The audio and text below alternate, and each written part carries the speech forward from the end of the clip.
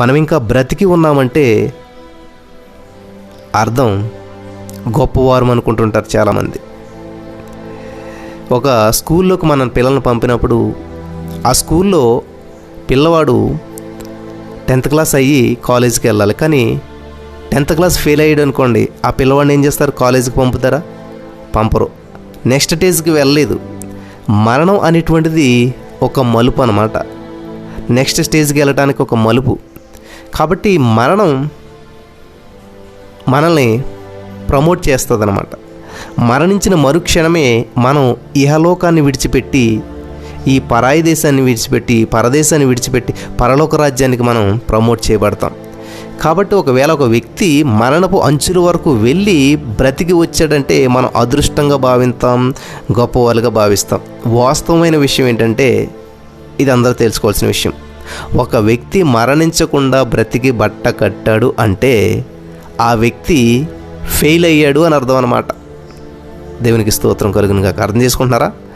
మరణం మహిమలో ప్రవేశించడం. క్రైస్తవునికి మరణించడం అంటే మహిమలో ప్రవేశించడం అన్నమాట. కాబట్టి ఈ రోజున మనం మరణించకుండా మరణపు అంచు వరకు వెళ్ళి మనలా బ్రతికి వచ్చామంటే ఏంటంటే ఫెయిల్ అయ్యాము అని అర్థం అన్నమాట. అంటే ఒక క్లాసులో ఒక స్టూడెంట్ ఫెయిల్ అయ్యాడంటే ఇంకా అతను చేయవలసిన అసైన్మెంట్ ఏదో ఉన్నది, అతను రాయవలసిన పరీక్ష ఏదో ఉన్నది, అతను పాస్ అవ్వాల్సిన పరీక్ష ఏదో ఉన్నది, అతను ఇంకా చదవవలసినటువంటి చదువు ఏదో ఉంది కాబట్టి అతను ఇంకా పాస్ కాలేదు.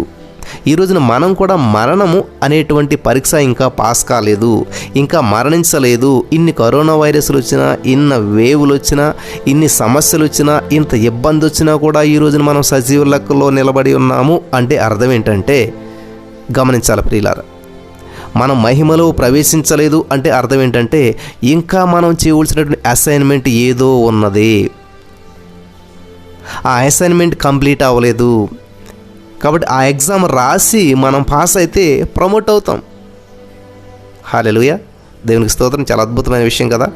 చాలామంది అనుకుంటున్నారు మరణం జయించాడండి, మృత్యుంజయుడండి. లేదు, ఓడిపోయారు వాళ్ళు. ఎవరైతే ఆ మరణాన్ని మరి అంచు వరకు వెళ్ళి వెనక్కి వచ్చేసారో వాళ్ళు ఓడిపోయారు. హలో, నువ్వు ఇంకా అక్కడే ఉండు, ఆ భూమి మీద ఉండు. నువ్వు చేయవలసిన అసైన్మెంట్ ఇంకా ఉన్నది. నువ్వు బ్రతుకున్నావండి, ఇంకేదో పని ఉన్నది నీకు. ఇంకా నువ్వు ఇంకా కొన్ని పరీక్షలు పాస్ అవ్వాల్సినటువంటి వాడు ఉన్నావు. అవన్నీ అయిన తర్వాతే నువ్వు రావాలి. చాలామంది కరోనా వైరస్ సమయంలో చాలామంది అయ్యో అనవసరంగా చనిపోయారు, వాళ్ళు అనవసరంగా ఇబ్బందులు పడిపోయారు, అనవసరమైనటువంటి పరిస్థితులు మనకు ఏర్పడ్డాయి అనుకుంటుంటారు చాలామంది. వాస్తవం ఏంటంటే మరణము అనేటువంటిది మహిమలో ప్రవేశించడానికి మెట్టు. మరణము మహిమలో ప్రవేశించడానికి మెట్టు. ఆ మెట్టు అందరూ ఎక్కలేదు. ఆ మెట్టు దాకా వెళ్ళి వెనక్కి వచ్చేసినటువంటి వారు చాలామంది ఉన్నారు. అంటే ఏంటంటే ఈ భూలోక రాజ్యంలో నువ్వు నేను చేయవలసిన అసైన్మెంట్ ఇంకా ఉన్నది, చదవలసిన సబ్జెక్ట్ ఇంకా ఉన్నది, ఇంకా ఏదో చేయవలసిన పని ఇంకా ఉన్నది. అది కంప్లీట్ అయితే మనం కూడా మహిమలో ప్రవేశిస్తాం. నమ్ముతున్నారా అందరూ కూడాను? దేవునికి స్తోత్రం కలుగును గాక. కాబట్టి ఒక స్టూడెంట్ని స్కూల్కి పంపినప్పుడు వాడు ఇంకా ఆ సబ్జెక్ట్లో ప్రావీణ్యం సాధించలేనప్పుడు, ఆ ఎగ్జామ్స్ పాస్ అవ్వలేనప్పుడు వాడిని ఎలాగైతే నెక్స్ట్ క్లాస్కి పంపించరో, మనల్ని కూడా ఈ భూలోక రాజ్యంలో ఉండగా మన అసైన్మెంట్ కంప్లీట్ కాలేనప్పుడు, మన అసైన్మెంట్ సంపూర్ణ అవ్వలేనప్పుడు మహిమలో మనం ప్రవేశించలేము. మరణం మనల్ని మరి చాలామంది అనుకుంటారు నేను మరణాన్ని గెలిచేసేసాను, మరణాన్ని జయించాను. ఇంపాసిబుల్. మరణం జయించడం ఎవరి వల్ల కాదు. ఈరోజు తప్పించుకోవచ్చు, రేపు తప్పించుకోవచ్చు, ఒకానొక రోజున దానికి మరణానికి లోన్ అవ్వాల్సిందే ప్రతి వ్యక్తి కూడాను. పోస్ట్ పోన్ అవుతుందేమో తప్ప అసలు లేకుండా అయితే అవ్వదన్నమాట. యేసుప్రభువు ఒక్కడే మరణాన్ని జయించాడు. హల్లెలూయా, దేవునికి స్తోత్రం కలుగును గాక. కాబట్టి ఈరోజు నీ మాటలు వింటున్న ప్రియమైనటువంటి సహోదర స్నేహితులారా, మన జీవితంలో సంఘటనలు అనేటువంటివి జరుగుతూ ఉన్నప్పుడు, మనకు పరిస్థితులు ప్రతికూలంగా వెళ్తూ ఉన్నప్పుడు అర్థం కాదనమాట. నాకు చాలా సంతోషం అనిపించింది అనమాట దేవుడి యొక్క విషయం అర్థమయ్యేలా చేసినప్పుడు. చాలామంది అనుకుంటారు మరణాన్ని గెలిచామండి, మేము బ్రతికి బట్టగట్టుగామండి, దేవుడి దయ వల్ల ఇలాగండి అలాగండి అని చెప్పి గొప్పగా చెప్పుకుంటారు. కానీ అదేంటంటే ఫెయిల్ అయ్యారని చెప్పుకోవాలన్నమాట. ఫెయిల్ అయ్యాం కాబట్టి మనం ఈ రోజున ఆ కరోనా వైరస్ సమయంలో మనం ఎన్నో సమస్యలు వచ్చినప్పుడు, ఎన్నో ఇబ్బందులు వచ్చినప్పుడు బ్రతికామని అంటే అర్థం ఫెయిల్ అయ్యామన్నమాట. అంటే ఈ లోకంలో పని ఇంకా నీది ఉన్నది, ఈ లోకంలో నువ్వు ఇంకా చేయవలసినటువంటి కార్యం ఏదో ఉన్నది, ఈ లోకంలో నువ్వు ఇంకా దేవుని మహింపరచవలసినటువంటిది ఇంకా ఏదో ఉన్నది, ఈ లోకంలో నువ్వు ఇంకా దేవుని కార్యం ఇంకా ఏదో చేయవలసింది ఉన్నది. కాబట్టి అది చేయటానికని చెప్పి దేవుడు నిన్ను ఇక్కడ ఉంచాడు, ఈ భూమి మీద నిన్ను ఉంచాడు. ఈ భూమి మీద నిన్ను ఉంచాడు అంటే అర్థం ఏంటంటే దేవుడి పని నువ్వు ఇంకా ఏదో చేయవలసింది ఉంది, దేవుని మహిమపరచవలసినటువంటి కార్యం ఇంకా ఏదో ఉన్నది. ఇవన్నీ కూడా సంపూర్ణమైనప్పుడు యేసుక్రీస్తు ప్రభువు భూలోక రాజ్యంలోకి వచ్చి 33 సంవత్సరాల్లో ఆయన పని అంతా కంప్లీట్ చేసుకున్నాడు. 33.5 సంవత్సరాలని మొత్తం ఆయన పని కంప్లీట్ అయిపోయింది. ఆయన అసైన్మెంట్ ఫినిష్, అంతే, వెళ్ళిపోయి. చూసారా? కాబట్టి చాలామంది సడన్గా చనిపోతారు, చాలామంది సడన్గా వాళ్ళ జీవితాలు ముగించబడతారు. ఏంటంటారు అంటే వాళ్ళ అసైన్మెంట్ అయిపోయింది కాబట్టి. ప్రజలు గమనించాలి.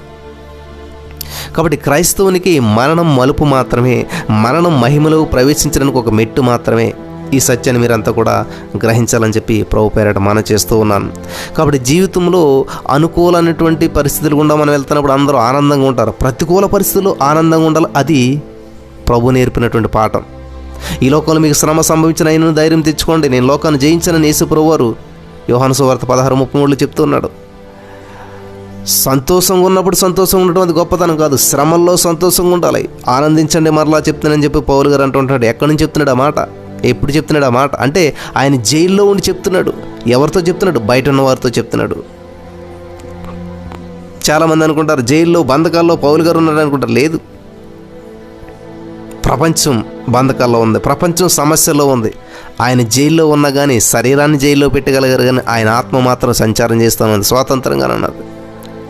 కాబట్టి ఈ రోజున ఆనందం అనేటువంటిది ఏంటంటే అన్నీ బాగున్నప్పుడు కలిగితే అది ఆనందం కాదు.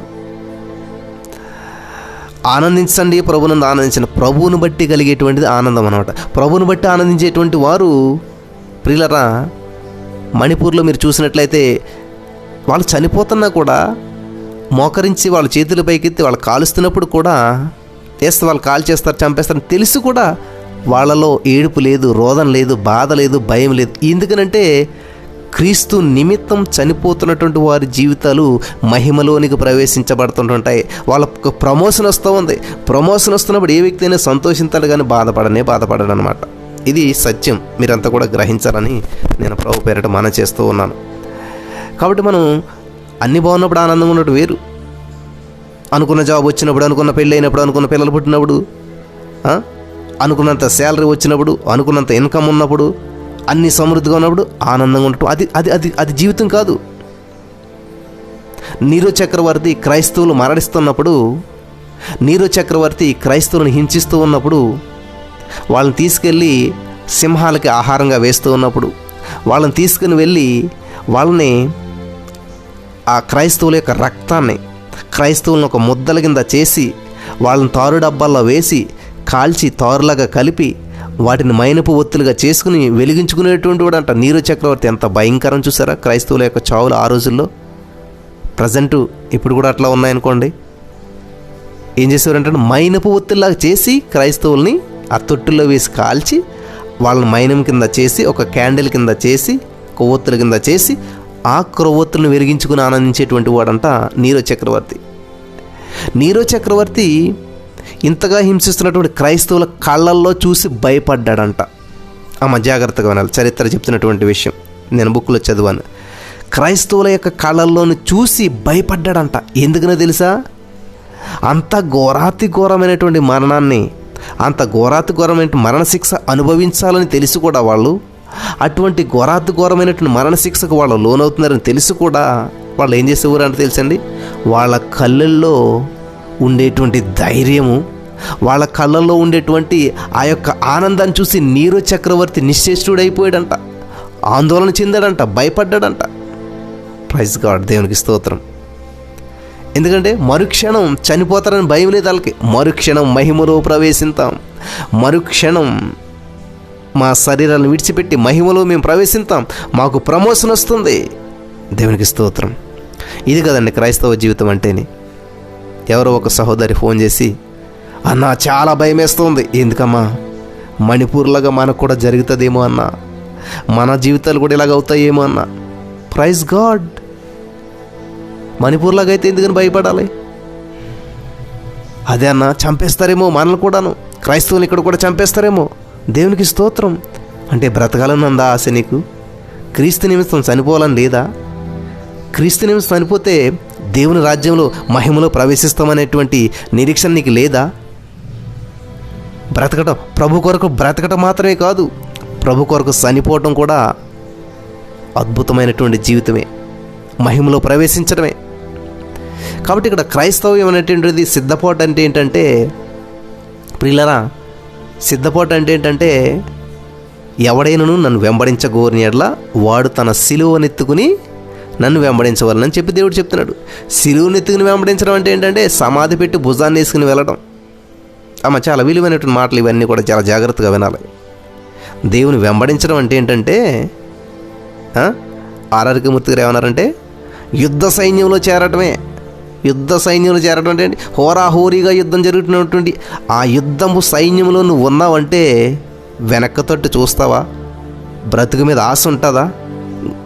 ఘోరమైనటువంటి యుద్ధంలో జరుగుతున్నటువంటి యుద్ధ సైన్యంలో నువ్వు ఉన్నావంటే ఇంకా జీవితం ఏమవుతుందో తెలియదు, ఆ పోరాటం ఎలా ముగుస్తుందో తెలియదు, ప్రాణాలతో ఉంటామో పోతామో తెలియదు. కాబట్టి ఇక్కడ మనం గమనించవలసినటువంటి విషయం, చాలా ప్రాముఖ్యమైనటువంటి విషయం ఏమిటి అని మనం ఆలోచన చేసినట్లయితే, వాళ్ళకలాగా మనకు సంభవిస్తుందేమో, మనం చనిపోతామేమో, చావుకు భయపడేటువంటి వాడు క్రైస్తవుడు కాదండి. అపోస్తలుడైన పౌలు గారికి చిరచ్ఛేదం చేస్తారు, తలకెత్తిస్తారని తెలిసినా కూడా ఆయన ఎక్కడ దిగులు చెందినట్టు కానీ, భయపడినట్టు కానీ, బాధపడినట్టు కానీ లేదు. యోహాను గారిని ఆ యొక్క మరుగుతున్నటువంటి నూనెలో వేస్తే స్విమ్మింగ్ పూల్లోలాగా ఈత కొట్టుకుని వెళ్ళాడు. అది కదండి క్రైస్తవ జీవితం. మరుగుతున్న నీటిలో సలసల కాగుతున్నటువంటి ఆ యొక్క ఆయిల్లో, పొంగుచున్నటువంటి ఆయిల్లో స్విమ్మింగ్ చేశాడంటే యోహాను గారు, అది కదండి క్రైస్తవ జీవితం. అన్నీ అనుకూలంగా ఉన్నప్పుడు, అన్నీ అద్భుతంగా ఉన్నప్పుడు, అంతా మనకు నచ్చిన విధంగా ఉన్నప్పుడు దేవానికే స్తోత్రం, హల్లెలూయా, వందనాలు, ఇది కదండి భక్తి అంటే. మీకు అన్ని నిందలే, అవమానాలే, చుట్టూ ప్రతికూల పరిస్థితులే, అందరూ మిమ్మల్ని అవమానిస్తున్నారు, అర్థం చేసుకునే వాళ్ళు ఒక్కరు కూడా లేదు, మీ జీవితం అంతా గందరగోళంగా ఉంది, అందరూ మిమ్మల్ని విడిచిపెట్టేసేసారు, ఒంటరితనంలో కృంగిపోయారు, మరగ్గిపోయారు. ప్రియులు గమనించాలి, అప్పుడు దేవునిలో ఆనందించాలి, అప్పుడు దేవునిలో సంతోషించాలి. ఉన్నదా? అపోస్తలుడైన పౌలు గారు చెప్పిన మాట, ఆనందించండి ప్రభునందు. మళ్ళా చెప్తున్నా, ఆనందించండి. ఎక్కడ? ప్రభునందు ఆనందించాలి. ప్రభునందు ఆనందించని ఎందుకు చెప్తూ ఉన్నాడు? ఆనందించనని చెప్పి వదిలేచ్చు కదా. ఆనందించండి, మళ్ళా చెప్తున్నాను, ప్రభునందు ఆనందించండి.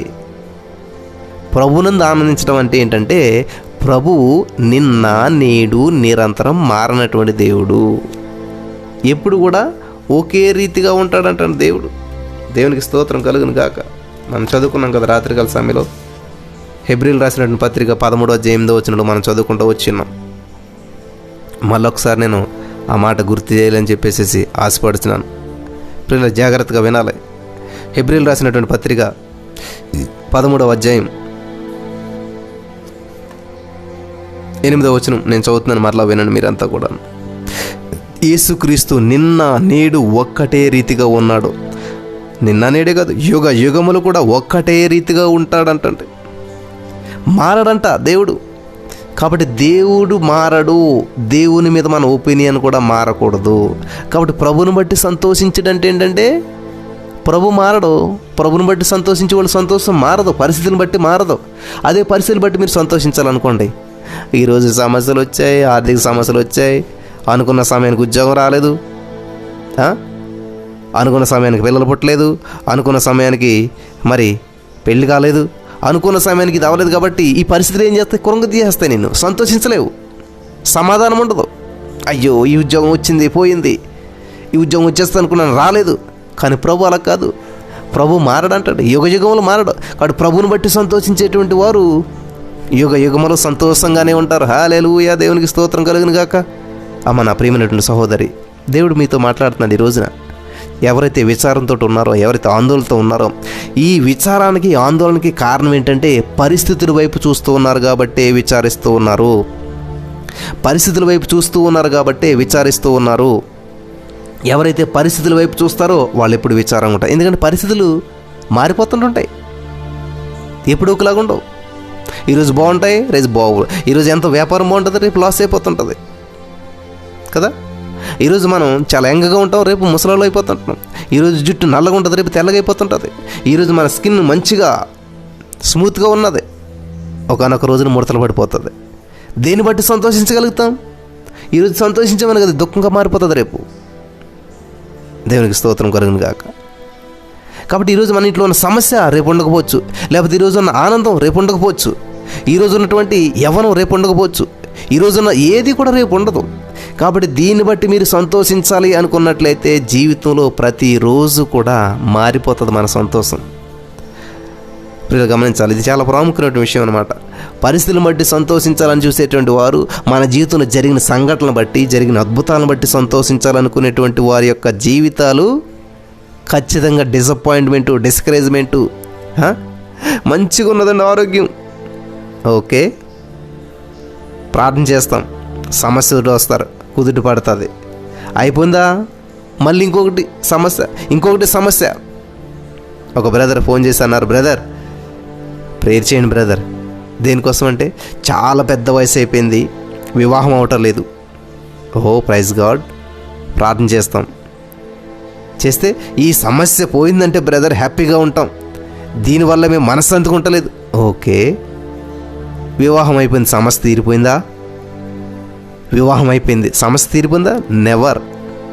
వివాహం అయింది కాబట్టి ఏమంటారు, అరే చాలా పెద్ద వయసులో పెళ్ళైంది కదరా నీకు, ఏంటి ఇంకా లేట్ చేస్తున్నావేంటి, 1 year అయింది, ఇంకా ఏమీ లేదా, పిల్లలు లేరా? చూడండి, పెళ్ళి అయిపోయింది, మరి సమస్య తీరిపోయిందా? మళ్ళీ ఏంటి ఇంకా పిల్లలు పుట్టలేదా? మళ్ళీ ఒకవేళ దేవుని దయ వల్ల ఒక పిల్లడు పుట్టాడు అనుకోండి, ఏంటి 1 year అయిపోయింది, ఇంకా మాటలు రావట్లేదా, ఇంకా లేవట్లేదా, ఇంకా నడవట్లేదా, ఇంకా కూర్చోవట్లేదా? చూడండి పిల్లలు గమనించాలి, ఇంకా మాటలు రావట్లేదా? అదే మళ్ళీ వాడు స్కూల్కి వెళ్తుంటే బాగా చదవట్లేదా? వాడు ఇది 10th క్లాస్లోకి వస్తే వాడు పాస్ అయ్యాడా, ఫెయిల్ అయ్యాడా, ఎందుకు ఫెయిల్ అయ్యాడు, ఎందుకు పాస్ అయ్యాడు, ఏం కోర్స్ తీసుకున్నాడు, ఎక్కడ చదువుతున్నాడు? స్టడీస్ అయిపోతే ఇంకా జాబ్ రాలేదా, ఖాళీగా ఉంటున్నాడా? చూడండి పిల్లలు, మళ్ళీ వాడికి పెళ్ళయిందా, పిల్లలు పుట్టారు. ఇలాగా మనిషికి చూసారా సమస్య అనేది అయిపోతుందా, సాల్వ్ అయిపోతుందా? చనిపోయేంత వరకు కూడా సమస్యే. కాబట్టి మనం ఆనందించవలసింది దేని బట్టి ఆనందించాలంట, ప్రభుని బట్టి ఆనందించాలన్నమాట. ఎందుకంటే ప్రభులో మార్పు లేదు. హెబ్రీ 13:6, హెబ్రీ 13:8 మీరు చూసుకోవాలి, కళ్ళ ముందు ఉండాలి మాట ఎప్పుడు కూడాను. ఫిలిప్పీ 4:4 పౌలు గారు చెప్తున్నాడు, ఎందుకని ఆనందించండి, మరలా చెప్తున్నాడు ఆనందించండి. దేని బట్టి, ప్రభుని బట్టి ఆనందించండి. ఎందుకని చెప్తున్నాడు ఆ మాట అంటే, ప్రభువు ఏమై ఉన్నాడంట, హెబ్రీ 13:8 యేసుక్రీస్తు ప్రభువారు నిన్న నేడు ఒక్కటే రీతిగా ఉన్నాడు. నిన్న నేడు నిరతం మారనటువంటి దేవుడు, యుగ యుగములు కూడా ఒక్కటే రీతిగా ఉన్నాడు. కాబట్టి నువ్వు ఆయన బట్టి సంతోషిస్తున్నావంటే యుగ యుగములు కూడా సంతోషంగానే ఉంటావు, యుగ యుగములు కూడా ఆనందంగానే ఉంటావు, యుగ యుగములు కూడా నీ జీవితంలో మార్పులు అనేటువంటివి సంభవించవు. పరిస్థితులను బట్టి నువ్వు సంతోషించాలనుకున్నట్లయితే పరిస్థితులు మారిపోతుంటుంటాయి, పరిస్థితులు తలకిందులు అయిపోతుంటుంటాయి. అందుకని ఈ రోజున మనుషులందరూ కూడా నిరుత్సాహంలో, డిసప్పాయింట్మెంట్లో, డిస్కరేజ్మెంట్లో, మా అబ్బాయిని బట్టి సంతోషిద్దాం అనుకున్నానండి, కానీ వాడు బాగానే చేసేటప్పుడు ఇప్పుడు మళ్ళీ ఇలా చేశాడు, చాలా కృంగిపోతుంటుంటారు. నా భర్తను బట్టి నేను సంతోషించాలనుకున్నానండి, పెళ్ళైన తర్వాత, పెళ్ళైనప్పుడు బాగానే ఉన్నాడండి, కానీ ఇప్పుడు చూస్తే అన్న ఇలాగైపోయిందన్న జీవితం. ఎన్ని ఫోన్లు, ఎంతమంది మాటలు. ఇప్పుడు గమనించాలి, ఈ ఉద్యోగం వస్తే లైఫ్ సెటిల్మెంట్ అయిపోతుంది అనుకున్నాను, కానీ ఉద్యోగం వచ్చిన తర్వాత ఎన్ని సమస్యలు ఎక్కువైపోయాన్నా, ఈ పెళ్ళైన తర్వాత ఎన్ని సమస్యలు ఎక్కువైపోయాన్నా, ఈ పిల్లలు పుట్టాక ఎన్ని సమస్యలు ఎక్కువైపోయాన్నా. ఏది సాల్వ్? పిల్లలు గమనించాలి, ఇది అయిపోతే చాలు జీవితంలో సమస్యలు తొలగిపోతాయి అనుకున్నటువంటి వారికి సమస్యలు స్టార్ట్ అవ్వాయి. కాబట్టి మనం అర్థం చేసుకోవాల్సినటువంటి విషయం ఏమిటి అని మనం ఆలోచన చేసినట్లయితే, ఈ జాబ్ వచ్చేస్తే నా జీవితం సెటిల్ అయిపోతుంది, ఈ పెళ్ళి అయిపోతే నా జీవితం సెటిల్ అయిపోతుంది అని మీరు అనుకుంటున్నారేమో. నెవర్. అందుకని దేవుడు ప్రకటన గ్రంథంలో ఏమంటాడంటే 2:10 మరణం వరకు నమ్మకంగా ఉండు, నేను నీకు జీవ కిరీటం ఇస్తాను. అలాగే ప్రియులరా, ఇంకొక విషయం చెప్పాలని చెప్పి ఆశపడుతున్నాను. మరణం వరకు నమ్మకం ఉంటే జీవ కిరీటం ఇస్తాడంట దేవుడు. కాబట్టి ఈరోజు మీ జీవితంలో సమస్యలు ఎలా ఉన్నా సరే, పరిస్థితులు ఎలా ఉన్నా సరే, వాటిని వైపు చూడొద్దు, దృష్టించొద్దు. ఎందుకంటే యోహాను 16:33లో దేవుడు ఏమంటున్నాడంటే, ఈ లోకంలో మీకు శ్రమ సంభవించును. ఎవరు చెప్తున్నారండి? దేవుడు ఏంటి ఇలా చెప్తున్నాడు కదా? చాలామందికి అదే ప్రశ్న. యోహాను 16:33లో, నా యందు మీకు సమాధానము కలుగునట్లు ఈ మాటలు మీతో చెప్పుచున్నాను. సమాధానం ఎక్కడ కలుగుతుంది? నా యందు కలుగుతుంది మీకు సమాధానం. లోకంలో కాదు, పరిస్థితిలో కాదు. జాగ్రత్తగా వినాలి. నా యందు మీకు సమాధానము కలిగినట్లు ఈ మాటలు మీతో చెప్పుచున్నాను. లోకంలో మీకు శ్రమ కలుగును, అయినను ధైర్యం తెచ్చుకుని నేను లోకమును జయించి ఉన్నాను. నా వైపు చూడాలి. మోషే గారు 40 రోజులు ఉపవాసం ఉన్నాడండి, నీళ్ళు తాగకుండా కూడా బ్రతికేశాడండి. ఎలాగా? మోషే గారు దేవుని యొక్క ముఖ దర్శనాన్ని చూస్తూ ఉన్నాడు. మోషే గారు దేవుని యొక్క ఆ సన్నిధిలో ఉన్నాడు. కాబట్టి మోషే గారు ఏం చేస్తున్నాడంట? దేవుని నోట నుంచి వచ్చే ప్రతి మాటను వింటూ ఉన్నాడు. జాగ్రత్త, చాలా ప్రాముఖ్యమైనటువంటి వాక్యం వింటామనేటువంటిది. వింటూ ఉన్నాడు. మనుషుడు జీవించినది రొట్టె వలన మాత్రము కాదు కానీ దేవుని నోటి నుంచి వచ్చే ప్రతి మాట వలన. ఈ రోజున మీరు దేవుని వాక్యం వింటం వస్తే మీరు బ్రతికేస్తారండి.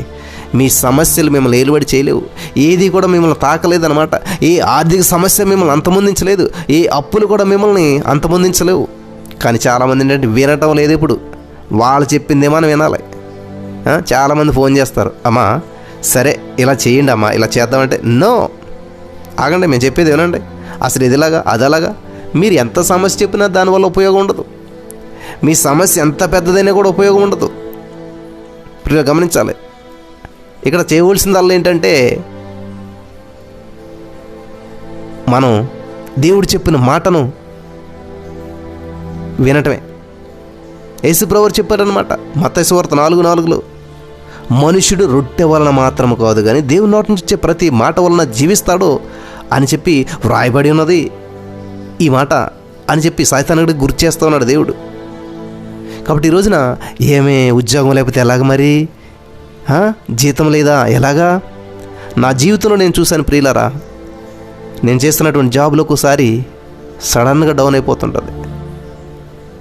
అప్పుడు బ్రదర్ బాబురావు బ్రదర్ అలా అడిగితే, బ్రదర్ ఎలా బ్రదర్ మరి ఇలాగా అంటుంటే, నిజమే, వాటి వైపు చూస్తుంటే నిజమే, ఎలా బ్రతకాలి, ఎలా పోషించాలి పిల్లల్ని, ఎలా చదివించాలి, ఆ క్లాసుల వైపు చూస్తుంటే ఆ క్లాసు ద్వారా వచ్చే ఇన్కమ్ చూస్తే ఏ మూలకి రాదనమాట. కానీ ఇలా దేవుని వాక్యం వైపు చూస్తే, దేవుని వైపు చూస్తే ఏముంటుందో తెలుసా? మనుషుడు జీవించినది రొట్టె వలన మాత్రం కాదు. మరి ఎలాగా? దేవుని నోటి నుంచి ప్రతి మాట పాడతాం కదా మనం.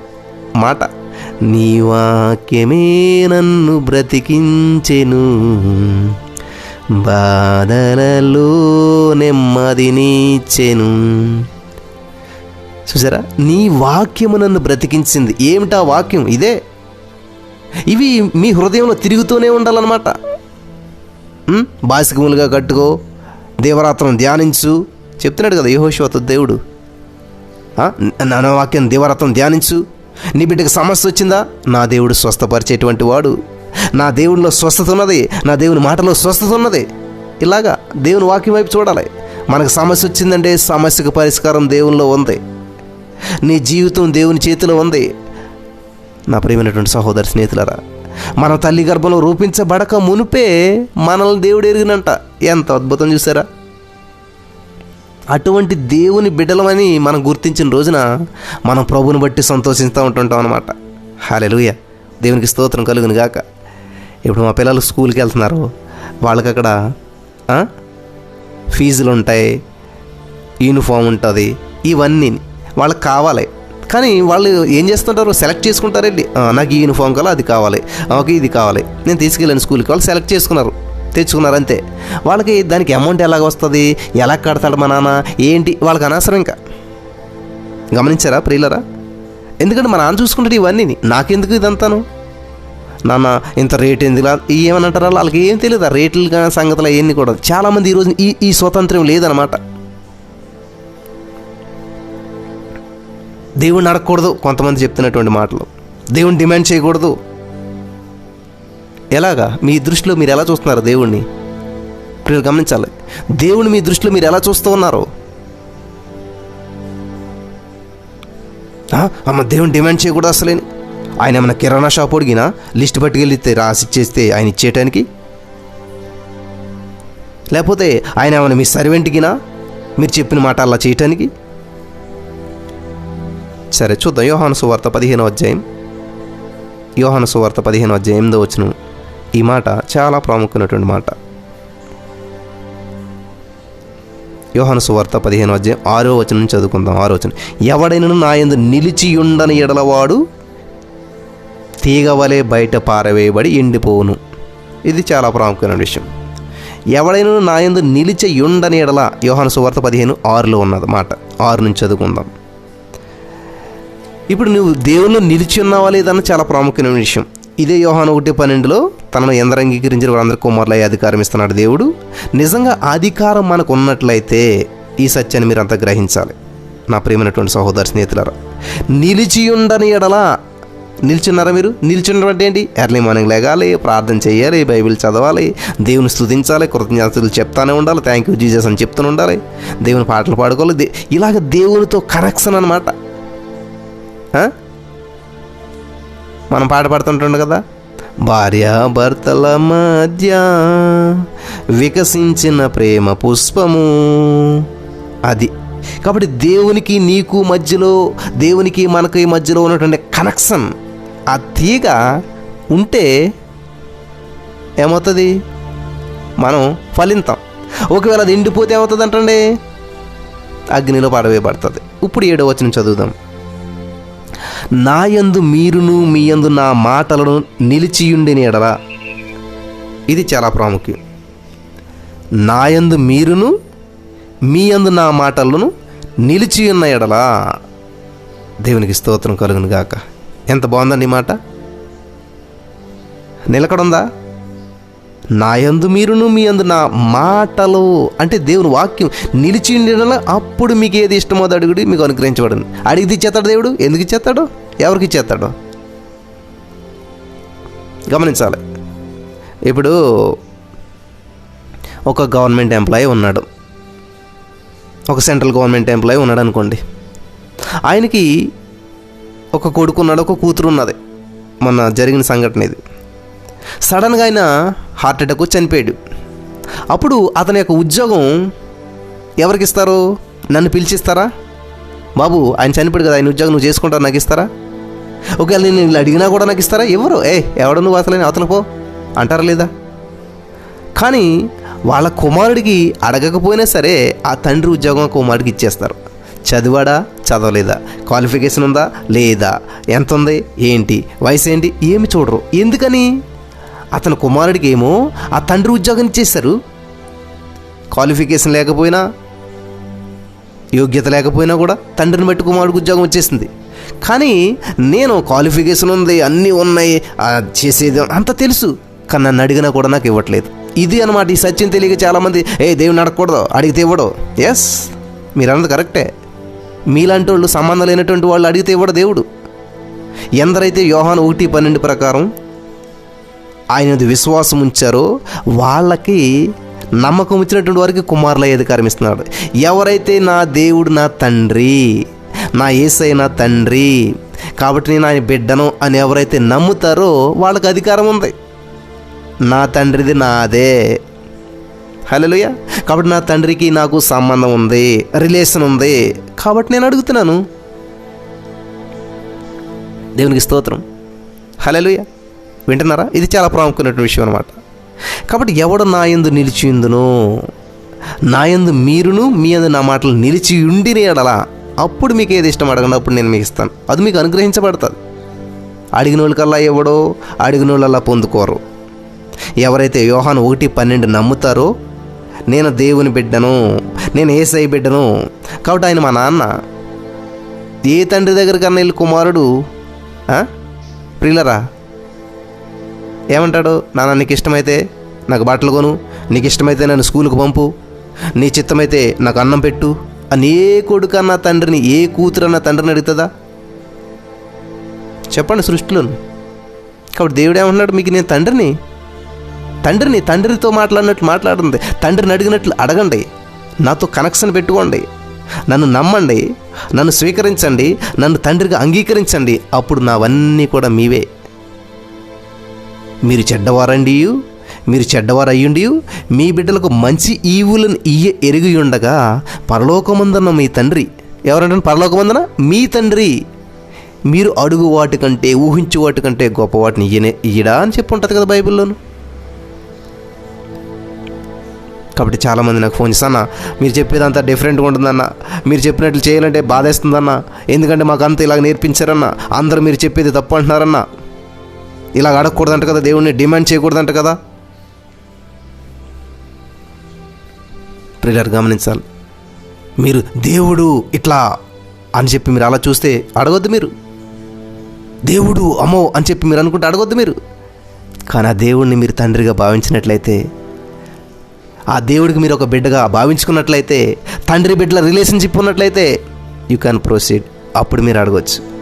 తండ్రితో మీకు ఒక ఏముందంటే నిలిచి ఉన్నట్లయితే, తండ్రి మాటలు మీలో నిలిచి ఉన్నట్లయితే, తండ్రి వాక్యం మీలో నిలిచి ఉన్నట్లయితే అప్పుడు అడగండి, అప్పుడు పొందుకుంటారు. హల్లెలూయా. అర్థమవుతుంది అందరికీ కూడాను. అది కదన్నా, కుష్ఠరోగి ఏమని ప్రార్థన చేశాడు, నీ చిత్తమైతే బాగు చేయన్నాడు కదా, మరి దేవుని చిత్తం అయితేనే జరుగుతుంది కదా మనం ఎంత అడిగినాను. కాబట్టి మనం ఎలా అడగాలి, దేవుని చిత్తం అయితే చేయమని అడగాలి కదా. కుష్ఠరోగి అంటే వెలివేయబడ్డాడు, మనుషుల చేత దూషించబడ్డాడు, కనీసం గాలి తగిలితేనే కుటుంబ సభ్యులు ఒప్పుకోలేనటువంటి పరిస్థితి అయింది. అందరూ అవమానించేసేసారు, సమాజం వెలివేసేసింది, సమాజానికి దూరంగా పెట్టేశారు. అతని జీవితం మీద అతనికి అసహ్యం కలిగిపోయింది. వాళ్ళకి ఇంకా హోప్ లేదు, నిరీక్షణ లేదు, విశ్వాసం అనేటువంటి దెబ్బతినేసింది. అసలు దేవుడు కూడా మనల్ని విడిచిపెట్టేసేసాడే అనేటువంటి ఆ విశ్వాసం లేనటువంటి స్థితిలో ఉన్నాడు ఆయన. ఆయనకి ఇంక విశ్వాసం లేదు, నిరీక్షణ లేదు. కాబట్టి ఈ సమాజాన్ని వెలివేసిందే, ఈ సమాజాన్ని పట్టించుకోవట్లేదే, ఈ మనుషులను వెలివేస్తారే, ఈ మనుషులకి నా గాలి తగిలితేనే బాధపడుతున్నారే. కాబట్టి యేసయ్యా నీకు ఇష్టమేనా, కనీసం నీకన్నా ఇష్టమేనా, నాకు బాగు చేస్తావా, నన్ను ముడతావా? ఎందుకంటే ఈ సమాజం నన్ను అసలు గాలి తగిలితేనే ఒప్పుకోవట్లేదే. నువ్వెందరినో బాగు చేసావు, నువ్వెంతమందికో స్వస్థతలు ఇచ్చావు, నీ దగ్గర రోగం అంటూ లేదు, నయం కానీ రోగం లేదు, బాగుపడని రోగం లేదు, పరిష్కరించలేని సమస్య లేదు. విన్నాను, నన్ను బాగు చేయటం నీకు ఇష్టమేనా, నీ చిత్తమేనా? ఎందుకంటే అయిపోయింది నా జీవితం అంతా కూడా, నిరీక్షణ లేదు, నా మీద నాకే అసహ్యం కలిగిపోయింది. ఎందుకు వచ్చిన ఈ జీవితం ఇంకా చెప్పేసేసి నన్ను నేనే ప్రేమించుకోలేకపోతున్నాను, ఇంకా నాకు హోప్లెస్ అయిపోయింది, నా జీవితం విరక్తి కలిగిపోయింది. అటువంటి వ్యక్తి అన్న మాట అది, నీ చిత్తమైతే నన్ను బాగు చేయదేవా, నీకు ఇష్టమైతే నన్ను బాగు చేయదేవా అని విశ్వాసం లేనటువంటి స్థితిలోకి వెళ్ళిపోయాడు. విశ్వాసం అంతా కూడా జీరో అయిపోయింది. అటువంటి వ్యక్తి పలికినట్టు మాట. అటువంటి స్థితిలో ఉన్నారా మీరు? మీకు విశ్వాసం లేదా? మీరు వెలివేయబడ్డారా? మీరు సమాజానికి దూరంగా జీవిస్తున్నారా? మీకు మనుషులతో సంబంధాలు లేవా? మీరు గమనించాలి, ఎవరు ఏ సందర్భంలో చేశారో ప్రార్థన తట్టుకొచ్చేసేసి నేను కూడా అలాగే చేసేస్తాను. దావీదు అంతటోడే పడిపోయాడు కాబట్టి నేను కూడా పడిపోతాను. జాగ్రత్త, మంచి చూసుకోండి, మంచిని ఎంచుకోండి. బైబిల్లో ఉన్నటువంటి విషయాలు, దావీదు దినానికి ఎన్నిసార్లు స్తుతించేవాడు, ఎన్నిసార్లు దేవుని మహింపరిచేటువంటి వాడు, దావీదు దేవుని హృదయానుసారుడు, అది కదా నేర్చుకోవాల్సింది. అంతేగాని దావీదు పడిపోడు నేను కూడా పడిపోతాను, దావీదు అంతటోడే పడిపోడు నేను కూడా పడిపోతాను, పౌలు అంతటి వాడికి ముళ్ళు ఉంది, నాకు ఈ రోగం ఉంటే ఏంటి? ముళ్ళు అన్నాడు కానీ రోగం అని ఎక్కడా లేదే బైబిల్లోనే. ముళ్ళు అన్నాడు కానీ పౌలు గారు ఒక ముళ్ళు అన్నాడు, ఏంటో ముళ్ళు చెప్పలేదు. అది రోగం అనేసుకుంటారు చాలామంది. కాబట్టి పౌలు అంతటి భక్తుడికి ఆ రోగం ఉంది కాబట్టి ఎంత నాలెడ్జ్ అంటే చాలామందికి. దయచేసి గమనించాలి, చాలా ప్రాముఖ్యమైనటువంటి మాటలు ఇవన్నీ కూడాను. చాలామంది ఎట్లాగ వెళ్ళిపోయారంటే ఇట్లాగ వెళ్ళిపోయారు అనమాట, ముందుకి వాక్యాన్ని ఈ విధంగా అర్థం చేసుకుంటూ వెళ్ళిపోయారు అనమాట. నీ శరీరంలో రోగం ఉండటం దేవుని ఉద్దేశం కాదు. ఆయన దెబ్బలు తిన్నది ఎందుకంట? రోగం ఉండకూడదని కదా. ఆయన వెల చెల్లించేసేసాడు, మన ప్రతి రోగానికి వెల చెల్లించేసేసాడు, మన జీవితంలో ప్రతి సమస్యకు ఆయన వెల చెల్లించేశాడు. ఈ సత్యం మీకు తెలుసా? ప్రియులారా జాగ్రత్తగా వినాలి. ప్రతి శాపాన్ని ఆయన లోక పాపలు మోసుకుని పోయి గొర్రెపిల్ల, ఈ రోజున ప్రతి మనిషికి వచ్చే రోగానికి కారణం పాపం అనుకుంటారు. పాపం కాదు రోగం రావటానికి, అవిశ్వాసం అన్నమాట. నమ్మకపోవటం, విశ్వసించకపోవటం, అది అవిశ్వాసం అనేటువంటి రోగం మనిషిని నిలబడి చేస్తూ ఉంది. పెద్ద రోగం ఏంటంటే వినకపోవటం అన్నమాట. దేవుని వాక్యం లోకా 5:15 మనం చూసుకున్నాం కదా. బహుజన సమూహాలు ఎందుకు వచ్చారంటే దేవుని దగ్గరికి? వినుటకును రోగములు కుదుర్చుకున్నటకును. విని రోగాలు కుదుర్చుకుంటారంట. కాబట్టి దేవుడి దగ్గరికి వస్తే దేవుడు ఏం చేశాడు? బోధించాడు. ఎక్కడా కూడా చేతులేసి ప్రార్థన చేయలేదు ఎవరికి కూడా. యేసుక్రీస్తు ప్రభువు ఏ వ్యక్తి కూడా చేతులేసి ప్రార్థన చేయలేదు. కుష్ఠరోగిని ముట్టాడు. ఎందుకంటే, రే బాబు, నేను వచ్చింది ఎందుకురా బాబు, నువ్వు అలా బాధపడకు, నిన్ను అందరూ చిదరించుకున్నారేమో, నేను నిన్ను చిదరించుకోను, నేను నిన్ను ప్రేమిస్తాను, నేను ముట్టుకుంటాను తెలుసా. వద్దు ప్రభా, వద్దు, గాలి తగిలితేనే ఒప్పుకున్నటువంటి నన్ను ముట్టుకోవద్దు నువ్వు అసలేని. లేదు, దేవుడు స్వస్థత కమ్మంటే స్వస్థత పొందేసుకుంటాడు. కానీ అతనిలో ఉన్నటువంటి ఆ ఇన్ఫీరియారిటీ కాంప్లెక్స్, అంటే న్యూనతాభావం పోవాలి. నన్ను వెలివేస్తారు, నన్ను ఎవరో పట్టించుకోరు అనేటువంటి భావం పోవాలి. అంటే ఏం చేయాలి? దేవుడు ముట్టుకుంటున్నాడు అంటాను కుష్ఠవ్యాధి కలిగిన వ్యక్తిని. నేను ప్రేమిస్తున్నానయ్యా, నువ్వు అంటాను వాడు కాదు, నేనున్నాను కదా, ఈ లోకం నిన్ను వెలివేయచ్చు, నేను నిన్ను ఎత్తుకుంటాను. హల్లెలూయా. బహుజన సమూహంలో ఆయన మాట వినుటకు, ఇది చాలా ప్రాముఖ్యం. మనం చదవం కదా ఇది. యేసుప్రభు దగ్గరికి వచ్చే రోగులు స్వస్థపరచబడిపోరు. ఎలా స్వస్థపరచబడిపోరు? యేసుప్రభు ఎక్కడైనా ప్రార్థన చేశాడా? ఎవరికైనా ప్రార్థన చేశాడా? మోకరించి ప్రార్థన చేసి స్వస్థపరచని ఎక్కడైనా ప్రార్థన చేశాడు దేవుడు? ఎక్కడా లేదు అసలు. ఏ సువార్త అసలు బైబిల్ ఎక్కడైనా చూడండి మీరు. ఏ రోగు కొరకైనా యేసుప్రభు వారి చేతి నుంచి ప్రార్థన చేసిన సందర్భం ఎక్కడా లేదు బైబిల్లోనూ. ఇది చాలా ప్రాముఖ్యమైన విషయం. మరి ఏం చేశాడు అంటే ప్రార్థన చేయలేదు యేసుప్రభు. ఎందుకు ప్రార్థన చేయలేదు? ఆల్ నైట్ ప్రేయర్లు చేశాడు, ఎర్లీ మార్నింగ్ ప్రార్థన చేశాడు, పగలంతా పరిచయం చేస్తే నైట్ అంతా ప్రార్థన చేసేవాడు దేవుడు. నైట్ అంతా ప్రార్థన చేసేవాడు. ఆయన సింగిల్గా ప్రార్థన చేసుకున్నాడు, ఒంటరిగా ప్రార్థన చేసుకున్నాడు. గమనించాలి, ప్రార్థన చేయకుండా పవర్ రాదు. ప్రార్థన చేశాడు, ప్రార్థన చేయలేదని కాదు, ప్రార్థన చాలా ఇంపార్టెంట్. కానీ రోగుల దగ్గరకు వచ్చాక కానీ, సమస్యల దగ్గరకు వచ్చాక కానీ, సముద్రం మీదకి వస్తుంటే కానీ, గాలి ఎగిసిపడుతుంటే ఎక్కడా కూడా ఆయన ప్రార్థన చేసిన సందర్భం లేదు. రహస్యంగా ప్రార్థన చేసేటువంటి వారు బహిరంగంగా ఏలుబడి చేస్తారు. ప్రియులు గమనించాలి, రహస్యంగా ప్రార్థన చేసేటువంటి వారు ఏం చేస్తారంటే బహిరంగంగా ఏలుబడి చేస్తారు, గద్దిస్తారు, మాట్లాడతారు. కాబట్టి యేసుప్రభు ఎక్కడ చూసినా కూడా మాట్లాడినటువంటి సందర్భమే కనిపిస్తుంది, గద్దించిన సందర్భమే కనిపిస్తూ ఉంటుంటుంది. ఏ రోగితోడైనా, ఏ దయ్యంతోడైనా, ఏ సమస్యతోడైనా ఏమంటున్నాడు?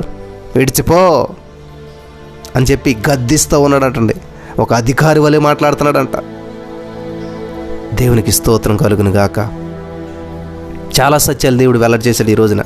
ఈ వర్తమానం మీరు మళ్ళా వినాలన్నమాట. ఈ సత్యాలని మీరు తెలుసుకోవాలన్నమాట. చాలా ప్రాముఖ్యమైన విషయాలు ఇవన్నీ కూడా. కాబట్టి రోగం ఏంటంటే వినకపోవడమే పెద్ద రోగం అన్నమాట. వింటే చాలు మీ రోగం కుదుటపడిపోతుంది. వింటే చాలు మీ రోగాలు పోతాయి. ఎప్పుడైతే ఈ వినికిడి శక్తి కరెక్ట్గా పనిచేస్తుందో, ఎప్పుడైతే ఈ వినటం ద్వారా దేవుని వాక్యం నీలోనికి వెళ్తుందో, పెద్ద మెడిసిన్ ఇదనమాట. యేసు రక్తమే పెద్ద మెడిసిన్ అనమాట. దేవుని వాక్యమే పెద్ద మెడిసిన్ అనమాట. ఇది నీ శరీరంలోకి వెళ్ళినట్లయితే ఏదో నీకు తెలియనట్టు రోగాలు కూడా నీ శరీరం నుంచి బయటకు పోతాయి అనమాట. హల్లెలూయా. నమ్ముతున్నారా? ఖచ్చితంగా జరిగేటువంటి విషయాలు ఇవన్నీ కూడా. ప్రతి రోగం మనల్ని విడిచిపెట్టి వెళ్ళిపోతుంది. కాబట్టి యేసుప్రభు దగ్గరికి వస్తే ముందేం చేయడం తెలుసా? బోధించేవాడు అంటే కూర్చోబెట్టి, వినండిరా బాబు, సత్యం తెలుసుకోండి, సత్యం మిమ్మల్ని స్వతంత్రులుగా చేస్తుంది. యేసుప్రభు చెప్పేటువంటి బోధ వింటుంటే వాళ్ళకి ఆకలి లేదు, దప్పిక లేదంట. మోషే గారు 40 రోజులు ఉన్నాడు కరెక్టే, కానీ యేసుప్రభు వారి దగ్గర 3 రోజులు అయిపోయింది ఆకలికి. మర్చిపోరు వాళ్ళు, వాళ్ళ భోజనం వాళ్ళే మర్చిపోరు. శిష్యులు గుర్తొచ్చింది, అరే 3 రోజులు అయిందిరా బాబు వీళ్ళు భోజనం చేసి మర్చిపోరంటే ఎవరికి ఆకలేయట్లేదేంటి? చూసారా? వాళ్ళు ఎవరని అడిగారా? ఏ చిన్నపిల్లైనా పాలుకి ఏడ్చినట్టున్నదా 5,000 మందిలోనూ? ఏ చిన్నపిల్లోడన్నా లేచి ఆకలేస్తుందని, దాహం ఎత్తుందని అరిచినట్టు కానీ, కేకలేసినట్టు కానీ ఎక్కడ బైబిల్ గ్రంథంలో రాయబడలేదు. వాళ్ళకు ఒకవేళ ఆకలేస్తుందేమో అని చెప్పి శిష్యులు ఆలోచించారు తప్ప, పిలుపు అంద్రే వాళ్ళు చేసినటువంటి ప్రయత్నాలు చెప్తాయి. ఏ వ్యక్తి కూడా ఆకలేస్తుందన్న మాట అనలేదు, ఏ వ్యక్తి కూడా దాహమెత్తుందన్న మాట అనలేదు. యేసుప్రభు వారి మాటలు అవి జీవపు ఊటలు అన్నమాట. అవి వింటుంటేనే వాళ్ళు బ్రతికేస్తూ ఉన్నారు. 3 రోజులు బట్టి ఆ మాటలు వింటుంటే వాళ్ళ ఆకలి లేదు, ఏమీ లేదు, అన్నీ తీర్చబడిపోతున్నాయి. ఒక మన్నా తింటేనంట అందులో మినరల్స్, విటమిన్స్ అన్నీ ఉన్నాయంట. మన్నాలో అంత సమృద్ధైన ఆహారం, సంతులన ఆహారం. తల్లిపాలు సంపూర్ణ ఆహారం అని ఎలాగంటారో మన్నా కూడా అంత సంతృప్తికరమైన ఆహారం అంట. గమనించాలి ప్రియులారా. ఈరోజున మనం ఆకుకూరలు తినాలి, కంటికి మంచిది. క్యారెట్ తినాలి, ఇది మంచిది. బీట్రూట్ తినాలి, దానికి మంచిది. ప్రోటీన్ ఉండాలంటే ఇన్ని రకాలు తింటే కానీ మనకి ఈరోజు సంపూర్ణ ఆహారం అవ్వట్లేదు. కానీ ఒక మన్నా తింటే అందులో అన్నీ ఉన్నాయంట. మినరల్స్, విటమిన్స్ అన్నీ సమృద్ధిగా కలిసిపోయినటువంటి ఫుడ్ అనమాట అది. కానీ నచ్చలేదు ఇశ్రాయేలు ప్రజలకి. పెట్టినారా? కాబట్టి ఇక్కడ దేవుని మాటలో అంత జీవం ఉందన్నమాట. దేవుని మాటలోంచి నీకు కావాల్సిన మినరల్స్, విటమిన్స్, క్యాలరీస్ అన్నీ కూడా వచ్చేస్తూ ఉన్నాయి అనమాట వినటం వచ్చినట్లయితే. ఈ రోగానికి పరిష్కారం కూడా దేవుని మాటలో ఉంది. అందుకే ప్రతిరోజు వింటూనే ఉండాలి వాక్యం. జాగ్రత్త ప్రియులారా, సమయాన్ని వృధా చేసుకోకుండా దేవుని వాక్యం వింటూనే ఉండాలి. ఎంతసేపు వింటున్నారు, ఎన్ని వర్తమానాలు వింటున్నారు, జాగ్రత్తగా వింటూ దాన్ని జీవితంలోనికి అప్లై చేసుకుంటూ ఉండాలన్నమాట. కాబట్టి బహుజన సమూహంలో ఆయన మాట వినుటకును రోగములు కుదుర్చుకున్నట్టుకును వచ్చారంటే. కాబట్టి ఈరోజు ఎందుకు వస్తున్నారు దేవుని సన్నిధికి, ఎలా వస్తున్నారు? చాలా ప్రాముఖ్యమైన విషయం. మీరు ప్రతిరోజు రండి, ప్రతిరోజు వాక్యం వినండి. కొన్ని నెలల తర్వాత, కొన్ని రోజుల తర్వాత మీ జీవితంలో సమస్య అనేటువంటిది ఉండదు. మీకు తెలియకుండానే అది పారిపోతుంది. ఎందుకంటే వాక్యం మీలోకి వెళ్తుంటే ఆ వాక్యం వెలుగు, ఆ వాక్యం జీవం. కాబట్టి వెలుగు ఉన్న చోట చీకటి ఉండదు. హల్లెలూయా. దేవుని వాక్యం రెండంచెలు వాడగలిగిన ఖడ్గం, ఆ ఖడ్గం దగ్గర ఏదైనా ఉంటుందా? ఖడ్గాన్ని చూసి భయపడి పారిపోకుండా. దేవునికి స్తోత్రం కలుగును గాక. కాబట్టి 3 రోజులు ప్రజలు అలా ఉన్నారంటే ఎంత అద్భుతం అది. ఇంకా విచిత్రమైన విషయం ఏంటంటే 20,000 మందికి పంచిపెట్టింది 12 మందే. 12 మంది కూడా 3 రోజులు బట్టి భోజనం చేయట్లేదు. కానీ 12 మంది కూడా 20,000 మందికి పంచిపెట్టారంటే ఎంత అద్భుతమైన సర్వీస్ చేశారు వాళ్ళు. మరి వాళ్ళకి ఆకలేసిందా? కనీసం 12 మంది శిష్యులు ఎవరైనా రొట్టె ముక్క తిన్నట్టుందా బైబిల్లో? లేదు. అంతకన్నా అద్భుతమైన విషయం ఏంటంటే ఆ 20,000 మందికి పంచిపెడతానికి, ఈ 12 మంది పంచిపెడతానికి, మరి అంతమందికి 3 రోజులు కూర్చుని వింటున్నటువంటి వారికి ఆకలేస్తుందంటే 3 రోజులు బోధిస్తున్నటువంటి వ్యక్తి ఎవరు? యేసుప్రభువు. యేసుప్రభువు దేవుళ్ళే అండి. యేసుప్రభువు దేవుడే, కానీ మానవ రూపంలో వచ్చాడు. అక్కడ మనిషిగా ఉన్నాడు. ఆయనకు ఆకలేస్తుంది, ఆయన స్నానం చేయాలి, ఆయన భోజనం చేయాలి, ఆయన నిద్రపోవాలి. ఆయన కూడా నిద్ర వచ్చి పడుకున్నాడు. ఆయన కూడా ఆకలేసి చెట్టు వైపు చూశాడు. ఆయన మనిషే. కూర్చున్న మనుషులేంటో యేసుప్రభువు కూడా అంతే. ఆయనకి శరీరం ఉంది, ఆయన బట్టలు వేసుకున్నాడు, మానవ రూపంలో ఉన్నాడు. మరి ఆయన ఎక్కడన్నా యేసుప్రభువు 5 రొట్టెలు విరిచి ఇచ్చేసాడు కానీ ఒక రొట్టె ముక్క తీసుకున్నట్టు కానీ తిన్నట్టు కానీ ఉన్నదా? ఇది చాలా ప్రాముఖ్యమైన విషయం అన్నమాట. కాబట్టి మనం ఎప్పుడైతే దేవుని వైపు చూస్తామో నీతిమంతుడు జీవించినటువంటిది ఎలాగైనా దేవుడి నోటి నుంచి వచ్చే ప్రతి మాట వలన. కాబట్టి దేవుడు చెప్పే ప్రసంగం దేవుడినే జీవింపజేస్తూ ఉందన్నమాట. దేవుడి నోటి నుంచి వచ్చేటువంటి మాట దేవునికి జీవాన్ని ఇస్తూ ఉందన్నమాట. దేవునికి స్తోత్రం కలుగును గాక. హల్లెలూయా. కాబట్టి ఈరోజు నీ మాటలు వింటున్నటువంటి మీరు, వింటున్నటువంటి వారికి జీవమే, విన్నటువంటి వాక్యం ఇంకొకటి వారికి చెప్తున్నటువంటి వారికి కూడా జీవాన్ని ఇస్తుంది అనమాట. కాబట్టి విని విడిచిపెట్టేటువంటి వారుగా కాకుండా మీరు జీవించాలి, జీవింపచేయాలి, బ్రతికించు అని చెప్పి మనం చూస్తుంటుంటాం కదా. కాబట్టి ఈ రోజున మీరు విన్నటువంటి వాక్యాన్ని ఎంత బాగుంది అది అలా కాదు, వినాలి, దాన్ని పంచిపెట్టాలి. కాబట్టి నాకు చాలా ఆశ్చర్యం అనిపించిన విషయం ఏంటంటే యేసుక్రీస్తు ప్రభువు 3 రోజులు బోధించాడంటే 3 రోజులు ఇప్పుడు మనకు ఇప్పుడు ఎంత, నేను 40 నిమిషాలు బట్టి మాట్లాడుతున్నాను. 40 నిమిషాలు మెసేజ్ అయిపోయేలా ఉంటుంది. కొంచెం వాటర్ తాగితే బాగుండు కొంచెం. కానీ యేసు ప్రభువు కనీసం ఎవరైనా మంచినీళ్ళు ఇచ్చారు అక్కడ? యేసు ప్రభువు కనీసం ఎవరైనా పట్టించుకున్నారా? యేసు ప్రభువు ఏమైనా తిన్నాడా? నిజంగా నేను అనుకున్న 5 రొట్టెలు 2 చేపలు అట్టుకొచ్చి కుర్రోడు ఇచ్చేస్తే అమ్మాయి యేసు ప్రభువు తింటా కావాలి ఇచ్చాడు, యేసు ప్రభువు తింటాడేమో కదా. మనిషే కదా ఆయన కూడా యేసు ప్రభువు. మరి ఏమైనా యేసు ప్రభువు ఏమైనా తింటున్నాడా? యేసుప్రభువు ఏమైనా తిన్నట్లేదా? లేదు. హల్లెలూయా. కాబట్టి ఈరోజు సత్యాన్ని గ్రహించాలి ప్రియులారా. మరణించకుండా మరణ మంచుల దాకా వెళ్ళి మనం వచ్చామంటే ఫెయిల్ అయ్యామని అర్థం అనమాట. మహిమలో ప్రవేశించాం, ఇంకా గేటు ఓపెన్ అయ్యి వెళ్ళిపోయామంటే మహిమలోకి వెళ్ళిపోతున్నాం. అంటే మహిమలో ప్రవేశాన్ని మనం ఫెయిల్ అయిపోయామన్నమాట. కాబట్టి మరణ పంచుల దాకా వెళ్ళి మేము వచ్చాము, బ్రతికి బట్టగట్టాము దేవుని దేవల్ల అనుకుంటుంటారు. ఫెయిల్ అయ్యామన్నమాట. ఫెయిల్ అయిన వాళ్ళు అంతా ఇక్కడ ఉంటారు. క్లాసులో ఫెయిల్ అయినోడే అదే సెక్షన్లో ఉంటాడు అనమాట, అదే క్లాసులో ఉంటాడు. కాబట్టి మనం ఇంకా ఇదే భూలోకంలో ఉన్నామంటే మరణాన్ని ఫెయిల్ అయిపోయాం. మనం మరణించినట్లు మరుక్షణమే మహిమలో ప్రవేశిస్తాం. ఇది సత్యం అనమాట. హల్లెలూయా. అర్థమైందా? కాబట్టి మనం ప్రార్థన చేసేటప్పుడు దేవుడిని ఏదోలాగా ఊహించుకోకుండా తండ్రిలా ఊహించుకోవాలన్నమాట. నాన్న నాకు ఇది మరి అది అని చెప్పి తండ్రితో మాట్లాడినట్టు మాట్లాడితే మన ప్రార్థన అద్భుతంగా ఉంటుంది అనమాట. ఈ వాక్యం ద్వారా దేవుడు మనలో ఉన్నటువంటి మరి అజ్ఞానమునంతా తొలగించి సత్యము మనల్ని స్వతంత్రంగా చేస్తుంది. కాబట్టి సర్వసత్యంలోని దేవుడు మనందరం నడిపించి బలపరచును గాక. ఆమేన్.